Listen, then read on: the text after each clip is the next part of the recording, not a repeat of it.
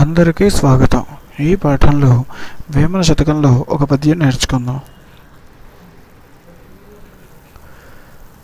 కానివాని తోడం గలసి మెలుగుచున్న గానివాని వలనే కాంతురవని తాడి క్రిందం బాలు త్రాగిన చందము విశ్వదాభిరామ వినురవేమ. ఇక్కడ మెలగుట అంటే తిరుగుట, కాంతురవని అంటే అందరూ చూస్తారు, చందము అంటే విధము అంటే సరి అయినది అని అర్థము.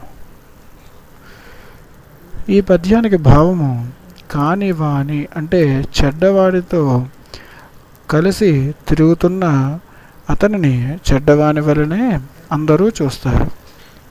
ఎలాగైతే తాడి అంటే తాటి చెట్టు కింద పాలు త్రాగితే సరి అయినదేనా సరికాదు అని అర్థం. ఈ పద్యం మరోసారి చూద్దాం. కానివాని తోడం గలసి మెలుగుచున్న, కానివాని అంటే చెడ్డవానితో కలిసి తిరుగుతున్న, గానివాని వలనే కాంతురవని అతనిని చెడ్డవాని వలె అందరూ చూస్తారు.